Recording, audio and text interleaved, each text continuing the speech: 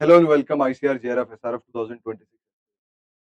ये वीडियो उन लोगों के लिए है जो इस साल पेपर देने जा रहे हैं और पेपर देने से पहले आपको फॉर्म फिलअप करना है। और फॉर्म फिलअप के टाइम पे बहुत सारी ऐसी कॉमन मिस्टेक्स और सिली मिस्टेक्स होती हैं जो एक एस्पिरेंट सीरियस एस्पिरेंट भी कर बैठता है और उसके बाद वो आगे जाके उस चीज को बहुत रिग्रेट करता है। ये वीडियो कंप्लीट देखें। इसमें स्टेप टू स्टेप हम प्रोसेस बता रहे हैं कि सबसे पहले आपको क्या क्या करना है। एक ऑलरेडी वीडियो बन चुका है जो आपको डॉक्यूमेंट्स रिक्वायर्ड है फॉर फॉर्म फिलिंग, वो रोहित सर ने ऑलरेडी वीडियो बना चुके हैं और इसका लिंक ऊपर लगा है और डिस्क्रिप्शन में भी उसका लिंक है, वो जाके देख ले। वो जो डॉक्यूमेंट्स है वो आपके पास रेडी रखें और उसके बाद आप अपना फॉर्म फिलिंग स्टार्ट कर सकते हैं। फॉर्म फिलिंग जितना जल्दी करोगे उतना अच्छा है, वो साइड में टेंशन हटा के रख दो। उसके बाद आप अपनी पढ़ाई पे वापस फोकस कर सकते हो। अगर आप इस साल सीरियस एस्पिरेंट हैं तो ये वीडियो पूरा देखें। शुरुआत में step to step by process अपन बताएंगे। सबसे पहले आपको क्या करना है, exams.icr.nt की वेबसाइट पे जाना है। आपको ये वाला इंटरफेस खुलेगा, ICR A I double E PG और A I C J R F S R F. इसके बाद जैसे आप जाओगे, यहाँ जो डैशबोर्ड है वहीं आपके पास नीचे आ रहा होगा registration for ICR J R F S R F या रजिस्ट्रेशन फॉर पीजी एग्जाम। तो आप जो भी आप अगर एमएससी के लिए देना चाहते हो तो नीचे वाला क्लिक करोगे, अगर आप पीएचडी के लिए देना चाहते हो तो ऊपर वाला क्लिक करोगे। जैसे आप ये करोगे उसके बाद रजिस्ट्रेशन के लिए जो रेड वाला एक हाईलाइट बना हुआ है, इस रेड वाले पे जैसे आप क्लिक करोगे आप आगे जाओगे और यहाँ आपको तीन ऑप्शंस मिलेंगे।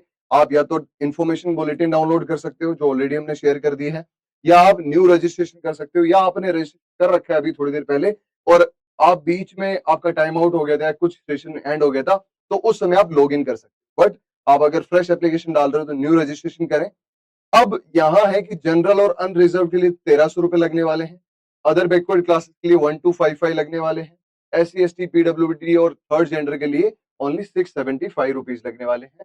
ये आपके पास सारी की सारी इंफॉर्मेशन है। अब इस इंफॉर्मेशन में सबसे इंपॉर्टेंट चीज है, आपके पास जब आप फॉर्म फिलअप करने बैठ रहे हो ना, उससे पहले ये सारी चीजें आपके पास होनी चाहिए। ये सारी चीजें सात सात चीजें आपके पास होनी चाहिए। स्कैन फोटोग्राफ और सिग्नेचर, जेपीजी फॉर्मेट या जेपीईजी फॉर्मेट दोनों में चलेगा। Scan photograph should be in between 10 से 200 केबी। ये जो साइजेस है वो बहुत इंपॉर्टेंट है। और रीसाइज ऐप करके आता है, रीसाइज अगर आप क्रोम में डालोगे तो आप डायरेक्टली कर सकते हो। दो चीजें इंपॉर्टेंट है डियर स्टूडेंट, एक तो ई मित्र वाले से फॉर्म मत भरवाओ, खुद भरो अगर आपके पास लैपटॉप है। और अगर लैपटॉप से ही भरना है, फोन से कभी फॉर्म नहीं भरे जाते हैं। अगर लैपटॉप नहीं है तो अगर कोई सीनियर है, जूनियर है, कॉलेज में है, वहां जाके उनके पास बोलो भैया मुझे फॉर्म भरना है। कोई बात बड़ी नहीं है उसमें, एक्सपर्टीज नहीं चाहिए। बात ये ना कि अगर ई मित्र वाला कुछ भर देगा, उल्टा फिल्टा कुछ कर देगा तो कहाँ जाओगे। तो जो लोग आपके सीनियर्स हैं उनके साथ बैठ के आप फॉर्म फिलअप करें। ये सारी चीजों का ध्यान रखें। कलर फोटोग्राफ चाहिए आपको व्हाइट बैकग्राउंड के साथ, सिग्नेचर ब्लू या ब्लैक इंक के अंदर आपके पास होने चाहिए, साइन थंब, थंब भी आपके पास होना चाहिए, आपका थंब इंप्रेशन। ठीक है, ये सारी चीजें आपके पास होनी चाहिए। उसके बाद आप नीचे, ये मैंने अलग से फोटो डाल रखी है और इस पे कंप्लीट एक वीडियो भी बन चुका है, रोहित सर ने भी जिस बनाया। और उसके बाद आप ये सारी चीजें थोड़ा सा एक बार ऊपर नीचे देख के फिर आप जैसे एग्री करोगे और उसके बाद क्लिक हियर टू प्रोसीड। जब आप पहला स्टेप पार कर लोगे तो यहाँ आपको सबसे पहले फॉर्म फिलअप में आएगा पर्सनल डिटेल्स।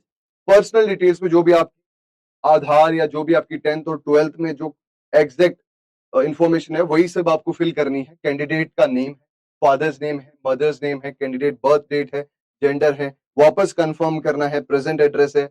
ये सारी पर्सनल डिटेल में जाएगा और जैसे आप ये पर्सनल डिटेल फिल करोगे आपसे पूछा जाएगा भाई वापस देख लो एक बार, अगर गलत है तो वापस एडिट रजिस्ट्रेशन फॉर्म में जाके चेंज कर लो, अगर गलत नहीं है तो आप आगे जाके प्रोसीड करो। और यहाँ आप आगे प्रोसीड करोगे, जैसे आप आगे प्रोसीड करोगे आपके पास, सेकेंड, जैसे आप आगे प्रोसीड करोगे,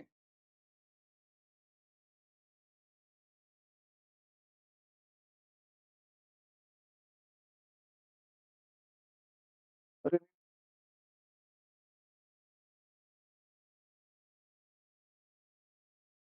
जैसे आप आगे जाएंगे, आप जैसे इसको क्लोज करेंगे उसके बाद आएगा कि बिफोर प्रोसीडिंग वापस एक बार देख लो, आप ओके करोगे। उसके बाद में आपको जो भी आपने नंबर डाला है उस पर आपको ओटीपी भेजेगा, जो आप रजिस्टर्ड मोबाइल नंबर है। कल को आपको कुछ चेंज करना हो, कल को आप कुछ भी करोगे, रिजल्ट भी आएगा तो यहाँ एक बार ओटीपी जरूर आएगा, तो उस ओटीपी को आप यहाँ डालोगे और ओटीपी जैसे डालोगे रजिस्ट्रेशन फॉर्म शुरुआत में हो चुका है आपका। अब आते हैं अपन एप्लीकेशन फॉर्म। एप्लीकेशन फॉर्म में आपके पास इस समय तक एप्लीकेशन नंबर आ जाएगा। एप्लीकेशन नंबर को संभाल के रख लेना डियर स्टूडेंट्स, बहुत इंपॉर्टेंट एप्लीकेशन नंबर। कल को रिजल्ट देखना होगा, कल को कहीं पे भी जाना होगा, एडमिट कार्ड निकालना होगा, application form is very important. और उसको सेव करके रख लो, या तो कॉन्टेक्ट में सेव करके रख लो या मेल पे भेज दो, बहुत ज्यादा इंपॉर्टेंट है। बच्चे अभी अभी आपको लग रहा है हाँ ये तो मुझे पता होगा, ये मेरे डॉक्यूमेंट में होगा, कल को फोन खराब हो गया, कुछ हो गया तो कहाँ जाओगे? तो इसको हमेशा सेव करके रख लो, ठीक है। अब जैसे आप फिलअप एप्लीकेशन फॉर्म जाओगे, अब आपके पास ये सारे के सारे स्टेप्स हैं। एप्लीकेशन फॉर्म में कॉन्टेक्ट डिटेल्स हैं, पर्सनल डिटेल्स हैं, डिसेबिलिटी डिटेल्स हैं, रजिस्टर आइडेंटिटी डिटेल्स हैं, आधार कार्ड नहीं है अगर, उसके बाद exam centres, qualification details, employment details, capture live photograph, document upload, final submit, ये सब कुछ आपको करना है। बहुत सिंपल है और यही ज्यादातर बच्चे अपनी गलती करते हैं। लेट मी टेल यू क्या, ठीक है। यहाँ आपने पर्सनल डिटेल डाली, उसके बाद पर्सनल डिटेल डालते गए, यहाँ आपको आपसे पूछा जाएगा कि भैया आपके पास क्या कोई कैटेगरी सर्टिफिकेट है? कैटेगरी सर्टिफिकेट है, उसका नंबर डालिए, उस कैटेगरी सर्टिफिकेट का नंबर डालो और उसमें जो उसकी डेट है, जो उस कैटेगरी सर्टिफिकेट की रजिस्ट्रेशन डेट है, वो भी आपको डालना होगा। डेट, मंथ और ईयर में स्लैश डाल के, हाइफन मत डालना, वो गलती के बच्चे कर देते हैं, हाइफन नहीं डालना है, स्लैश डालना है। जैसे आप ये आगे करोगे, अब यहां तक आपको क्या करना है कि आपके पास अगर आप पीडब्ल्यूडी से हैं या नहीं है, अगर नहीं है तो नो लिखो, कैप्चर करो, आगे बढ़ो। फिर आता है आपका जो भी आपका वापस नाम है, वापस कैप्चर करो, ताकि ये डिटेल बहुत इंपॉर्टेंट है। और पर्सनल डिटेल, डिसेबिलिटी डिटेल में आपने नो कर दिया, जैसे आपने पीडब्ल्यूडी पूछा था। उसके बाद आधार कार्ड नहीं है, आधार कार्ड नो कर देना। Apply for exam centre, exam centre जो भी आपकी फर्स्ट चॉइस है, मेजरली अभी तक यही होता है कि फर्स्ट चॉइस ही मिलती है सारे बच्चों को, तो आप उसकी टेंशन ना लो। फर्स्ट चॉइस और सेकंड चॉइस बहुत ध्यान से डालना, बाकी आप कोई सा भी डाल सकते हो, बट अगर आप जो आपके लिए रिलेवेंट है वही डालो। कि अगर आप दिल्ली से हैं तो दिल्ली डालो, पास में चंडीगढ़ है, पास में दूसरी सेंटर्स हैं तो उसके हिसाब से डालते रहो, है ना। अब यहाँ आपसे पूछा है faculty of, name of college. अब अगर आप बीएससी एग्रीकल्चर आपने करी है तो एग्रीकल्चर डालना पड़ेगा, बीएससी हॉर्टिकल्चर करी है तो आपने हॉर्टिकल्चर डालना पड़ेगा, वो सारी चीजें हैं। फादर, पापा का क्या ऑक्यूपेशन है, मदर का क्या ऑक्यूपेशन है, मदर की क्वालिफिकेशन क्या है, पापा की क्वालिफिकेशन क्या है, वो सब कुछ डाल दो। इसके कोई डॉक्यूमेंट नहीं लगेंगे, बस आपको डालना है। अब आपको भरनी होगी अपनी क्वालिफिकेशन। इसमें अगर आप मास्टर्स के लिए पेपर देने जा रहे हो, मतलब आईसीआर पीजी देने जा रहे हो, तो आपको 10th, 12th और ग्रेजुएशन की डिटेल डालनी पड़ेगी। अगर आप पीएचडी के लिए एडमिशन देने जा रहे हो तो 10th, 12th, ग्रेजुएशन और मास्टर्स की डिटेल आपको देनी पड़ेगी। और इसमें कुछ खास नहीं है, कब पास पास हुए, फेल हुए, भाई पास हो गए, ईयर ऑफ पासिंग कौन सा है, नेम ऑफ एग्जामिनेशन कौन सा है, ड्यूरेशन, ड्यूरेशन नॉन एप्लीकेबल आता है, इसमें कोई टेंशन नहीं है। प्लेस कौन सी है, रूरल है, अर्बन है, आप बोलोगे सर मैं गांव में पढ़ा हूँ, या वो जो प्लेस है जहां आपकी स्कूलिंग हुई वो अर्बन है, वो डाल दोगे। नेम ऑफ यूनिवर्सिटी, यूनिवर्सिटी का नाम भी डाल सकते हो। रिजल्ट क्या सीजीपीए में आया था या परसेंटेज में आया था या ओजीपीए में आया था, वो सेलेक्ट कर लो। रोल नंबर डाल दो, इंस्टीट्यूट का नेम डाल दो। वैसे ही 12th के लिए होगा और वैसे ही आपकी यूनिवर्सिटी के लिए होगा। अब आप, बहुत सारे बच्चे इस स्टेज पे कंफ्यूज होते हैं कि सर मैं तो अभी 4th ईयर में हूं, मैं क्या करूं, मुझे क्या अभी अपीयरिंग में डालना है या मेरा यूजी कंप्लीट हो चुका है वो डालना है? आप अपीयरिंग में डाल सकते हो, कोई प्रॉब्लम नहीं है। जब आपका डॉक्यूमेंट वेरिफिकेशन होगा ना, तब आपके पास पीडीसी चाहिए होगी, अभी पीडीसी नहीं चाहिए, अभी मार्कशीट नहीं चाहिए, टोटल जो फाइनल मार्कशीट है वो अभी नहीं चाहिए। अभी आप अपीयरिंग में डाल सकते हो, नो इश्यू।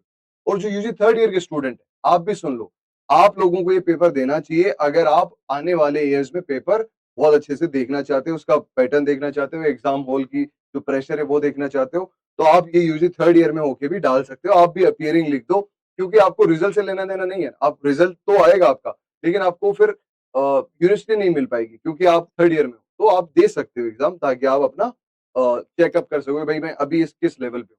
मैं जब एसआरएफ का पेपर दे रहा था, मैंने फर्स्ट ईयर में पेपर दिया, सेकंड ईयर में पेपर दिया, ताकि मुझे ये पता चल गया भाई मेरा लेवल क्या है, मुझे किन चीजों पे ध्यान देना है, किन चीजों को ज्यादा पढ़ना है। तो आप ये चीज आराम से कर सकते हो, ठीक है।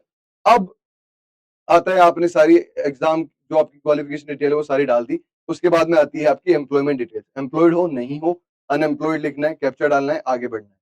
अब उसके बाद में आपको आपके पास से पूछी जाएगी आपकी capture live photograph. Live photograph में आपको, आप जो जिस लैपटॉप से आप करने वाले हो, उस लैपटॉप में वो कैमरा फोटो देखेगा और फोटो देख के आपको एक फोटो ले लेगा। फोटो आप जब बोलोगे हाँ भाई मैं इधर से सुंदर लग रहा हूँ, इधर से फोटो ले ले, वो सुंदर सी फोटो ले लेगा और वो मैच करेगा आपके आधार कार्ड। अब प्रॉब्लम है, मेरे केस में भी यही हुआ और जो लगभग सारे बच्चों के केस में हो सकता है कि आधार कार्ड की फोटो और आपकी जो लाइव फोटोग्राफ है वो मैच नहीं कर रही है। उस केस में आपको बस 3 ऑप्शंस दिए गए। पहला ऑप्शन कि भैया आप ये वापस फोटो लो ताकि आपकी मैच कर जाए। भाई मैं कितनी बार भी फोटो ले लूं, मेरी आधार कार्ड वाली फोटो से तो मैच होनी नहीं है। तो मैं आता हूँ दूसरे ऑप्शन। दूसरा ऑप्शन बोलता है भैया आपने अपनी आधार कार्ड की फोटो आपकी पुरानी हो सकती है, इसलिए जाओ और इसकी आधार कार्ड की फोटो अपडेट करके लाओ। तो दूसरा ऑप्शन भी मैं कहता हूँ नहीं यार, कौन कराएगा इतना, मेरे को तो पढ़ना है अभी। तीसरा ऑप्शन आता है कि आप इसको ही, फोटो मैच नहीं कर रही है चलेगा, आप आगे बढ़ रहे हो चलेगा, लेकिन एक केस में फंस सकते हो अगर आप दूसरे पर्सन की जगह एग्जाम देने जा रहे हो। वैसा तो नहीं कर रहे ना, कुछ गलत नहीं कर रहे, तो आप तीसरा ऑप्शन चूज कर सकते हो। बिकॉज अगर सब कुछ डिटेल आपकी है, आपका थंब लग रहा है, एग्जाम हॉल में आपका रेटिना लगेगा, हर एक चीज लगेगी, तो आपको परेशानी किसी, तो आप तीसरे ऑप्शन के साथ जा सकते हो जैसा मैंने किया।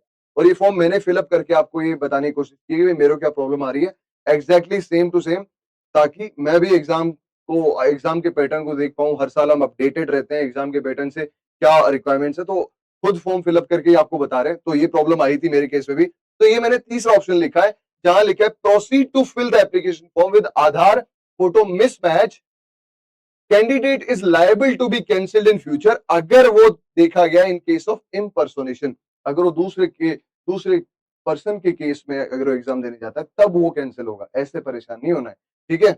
ऐसे मत भाग जाना कि सर अभी मैं चेंज करा के लाऊंगा, है पास में तो चेंज करा लो। अब ये सारे डॉक्यूमेंट्स आपको अपडेट कराने हैं, मतलब अपलोड करने हैं। फोटोग्राफ आपकी जो कि 10 से 200 केबी के बीच में होनी चाहिए, जेपीजी या जेपीईजी दोनों चलेगा। और यहाँ चूज फाइल कर लेना। थंब में भी सेम है, सिग्नेचर में भी सेम है, और कैटेगरी सर्टिफिकेट में पीडीएफ अपलोड करनी है। फाइल में फोटो अपलोड नहीं करनी है in case of category certificate, बाकी में फोटो अपडेट करनी है। और जैसे आप चूज फाइल करोगे, मेरे केस में फोटो थोड़ा पहले प्रॉब्लम दे रहा था, इन केस कोई साइज की प्रॉब्लम होती है तो आप जाके रीसाइज इमेज के नाम से एक ब्राउजर है, वहां ब्राउजर में जाके ये डाल देना और वहां एक जो वेबसाइट खुलेगी वो आपको करेक्ट करके दे देगी in case if in required. अब अपन बात करते हैं, मैंने सारे के सारे डॉक्यूमेंट्स अपलोड कर दिए यहाँ आगे, और जैसे ये आया उसके बाद में आया कि भाई फाइनल सबमिट होने जा रहा है, उससे पहले देख लो। मैंने देखा कि भाई सब कुछ कंप्लीट है, मेरे एप्लीकेशन नंबर यहाँ आ गए। अब मैंने आगे अपनी ईमेल, पहले मेरे फोन से ओटीपी तो ले लिया था, अब मेरा होगा ईमेल से ओटीपी। तो ईमेल से ओटीपी होने के लिए आप, वेरिफिकेशन होने के लिए आप क्या करोगे, ईमेल से जो भी ओटीपी आया वो डाल दोगे और फिर आएगा आपका पे एग्जामिनेशन फीस। मैं ओबीसी से हूँ तो 1255 रुपीज मेरे को देने हैं। और ये ऑनलाइन पेमेंट आप कैसे भी कर सकते हो, चाहे वो आप कैनरा बैंक पेमेंट गेटवे, मतलब यहाँ यूपीआई से ही होगा, एसबीआई नेट बैंकिंग किसी से भी कर सकते हो, ठीक है। तो आपने डाला और जैसे ही मैंने क्लिक किया यूपीआई पे, तो यूपीआई पे ये तो क्यूआर, इस पे क्लिक करूंगा तो क्यूआर कोड खुल जाएगा और मेरे पास 1255 का ये पेमेंट मैंने कर दिया, ठीक है। जैसे ही मैंने पेमेंट किया उसके बाद में मेरे पास आ गया कि भाई आपकी कंफर्मेशन पेज ये ली, और ये आप डाउनलोड कर लेना। कंफर्मेशन पेज आपसे हर टाइम पे पूछेगा, जब आप काउंसलिंग करने जाओगे ना तब भी पूछेगा, फिजिकल वेरिफिकेशन के टाइम पे भी पूछेगा, ऑनलाइन वेरिफिकेशन के टाइम पे भी पूछेगा। तो ये आप वापस से मेल पे भेज देना या दोस्त को भेज देना, जो जहां पे सेव हो सकती है वो कर लेना। कोई भी जल्दबाजी, कोई भी लापरवाही इस चीज में नहीं करनी, ठीक है। ये जैसे सेव कर लो, उसके बाद में कंफर्मेशन पेज को डाउनलोड करो, सेव करो, मेल आईडी पे भेज दो। अब ये था कंप्लीट प्रोसेस, अब आप फॉर्म फिलअप कर चुके हो। अब कोई भी आपको रिक्वायरमेंट आती है, कुछ अगर अभी भी सोच रहे हो सर ये मेरे से नहीं हो रहा, वो मेरे से नहीं हो रहा, तो कमेंट सेक्शन में लिखो, विल डेफिनेटली रिप्लाई एसएप, और आप अपना फॉर्म अच्छे से फिल कर सकते हो। फॉर्म फिलअप करने के बाद ऑब्वियसली आप अपनी तैयारी में जुट जाओगे। जिन लोगों के पास हमारा मेंटरशिप प्लान है, वेल एंड गुड। जिन लोगों के पास नहीं है, 2 महीने में कोई भी मेंटरशिप प्लान आपको अगर बोल रहा है कि भाई कोर्स ज्वाइन कर लो ऐसा हो जाए, कुछ नहीं होता। आप अपना जो आपने पढ़ा है उस पर विश्वास करो, अच्छे तरीके से पढ़ाई करो। और इन केस आपको मॉक टेस्ट चाहिए तो आईआरआई वाला पे सारे के सारे मॉक टेस्ट अवेलेबल है, इस नंबर पे मैसेज करो और मॉक टेस्ट के लिए आप अपनी प्रिपरेशन कर सकते हो। With this, thank you so much, take care of yourself और अच्छे तरीके से फॉर्म फिलअप करें और तैयारी में जुट जाएं।